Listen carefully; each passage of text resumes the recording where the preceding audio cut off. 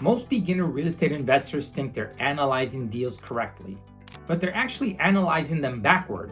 They start with the question, how much money can I make? And professional investors start with, what can go wrong?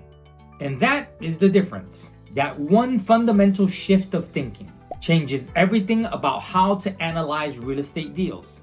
In this video, we're going to break down exactly how most real estate investors analyze deals backward, and how experienced investors think completely different before they make offers. Welcome back to the REI Edge. This channel is about real estate education without the hype, clear fundamentals, smarter decisions, and understanding how real estate wholesaling actually works in the real world. And this mind shift right here is one of the biggest separators between beginner investors and professionals. Now let's go ahead and break it down. Let's start with how most people approach real estate deal analysis when they're new to real estate investing. Most beginners analyze deals emotionally. What they see is potential profits that feel exciting, or big numbers that look impressive, a high ARV that creates opportunity, and a fast assignment fee that they could already imagine themselves spending. And immediately, before they've even verified the numbers, they start imagining success. The problem? That emotional excitement creates blind spots. Once someone is emotionally attached to a deal, suddenly the repair costs get minimized. They start thinking, it can't be that bad. Timelines get ignored. They're like, we'll figure it out. And risk gets rationalized. That's probably not gonna happen. And bad assumptions feel acceptable. I think the market will improve. Now here's the thing. Now this happens quietly, and most people don't even realize they're doing it.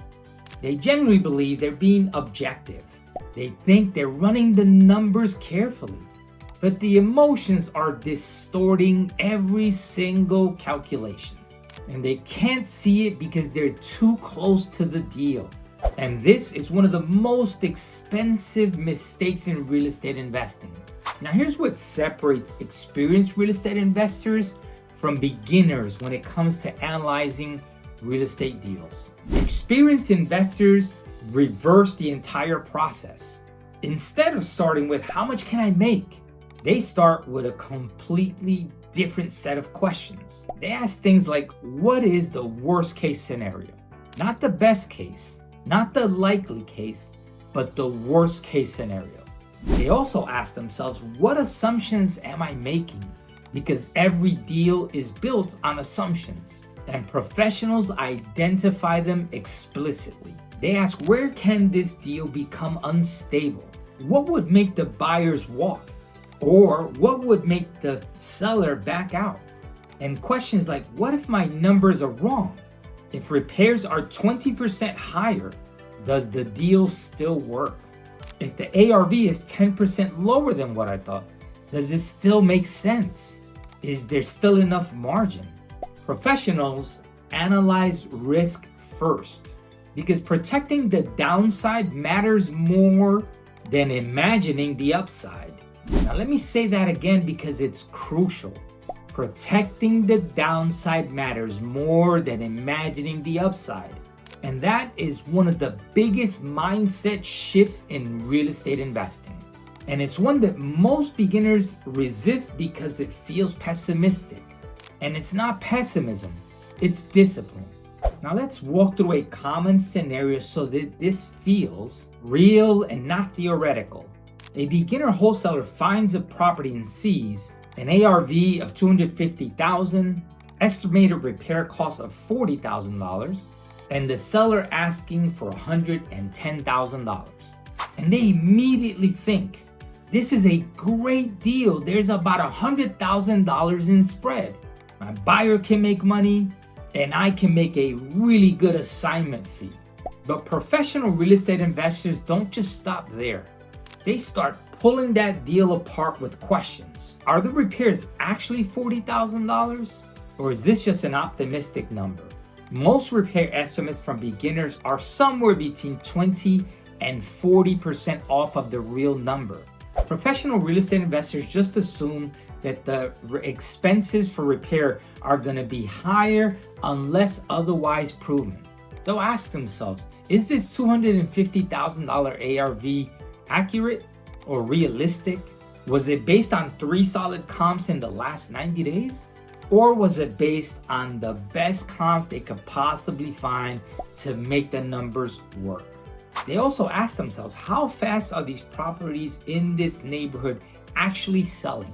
Because days on market matter. An ARV of $250,000 means nothing if a property is just going to sit on the market for 6 months or longer. They also ask themselves, is this neighborhood stable or is it in decline? What are the crime trends, the school ratings, employment? These aren't just details, they're deal killers if you miss them. They also ask, would real buyers really want to buy this property? They don't ask themselves, is this a deal on paper? But would my buyers actually move on this property? Professionals don't try to prove that deals work. They try to prove that deals can survive scrutiny. And that is a massive difference in real estate deal analysis. Now, here's what most beginner real estate investors don't realize: that emotions quietly distort numbers. And once somebody's emotionally attached to a real estate deal, once they start imagining the outcome, objectivity disappears. When a beginner falls in love with a deal, negotiation weakens. They become too afraid to just walk away. Risk increases because they rationalize problems instead of just addressing them. And decision making deteriorates, and hope replaces analysis. And this is why beginners often overpay.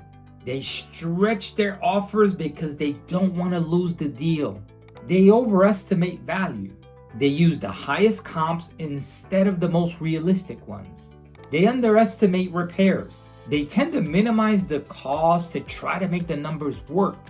They tend to force deals that shouldn't happen. And they talk themselves into bad decisions. Meanwhile, professional investors stay emotionally neutral. And it's not because they don't care about deals, but because clarity requires some distance. When you're way too excited about a deal, you tend to lose the ability to see it clearly. And in real estate investing, blind spots are very expensive. Now, this is something that most wholesaling real estate education don't mention, but it's critical. Sometimes the most dangerous deals are the exciting ones. Why? Because excitement reduces discipline.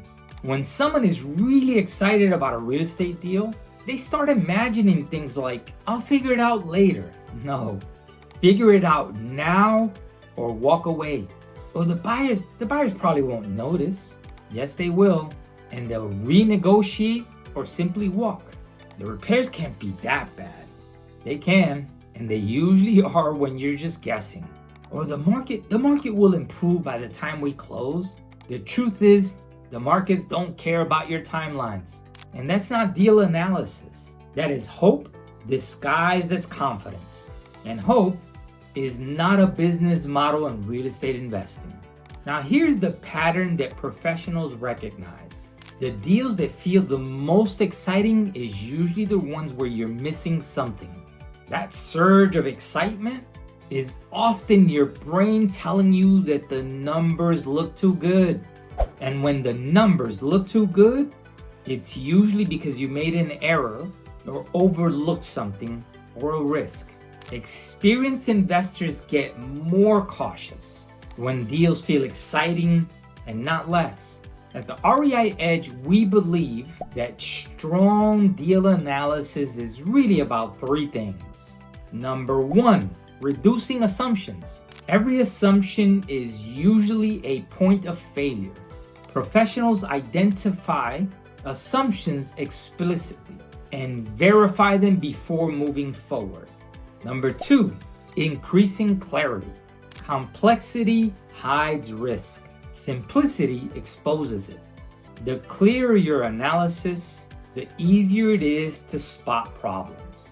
And number 3, protecting the downside.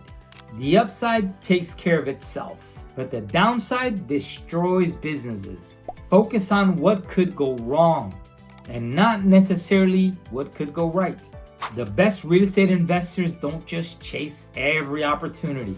They tend to filter aggressively. They say no constantly.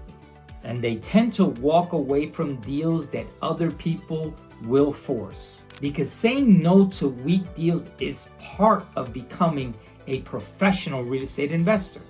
And ironically, that discipline leads to better deals over time. Now, why is that, you might ask? Because when you're not desperate to do a deal, you can wait for the right deal. And the right deals perform better, create less stress, and build better reputations. And that's how professionals operate in real estate investing.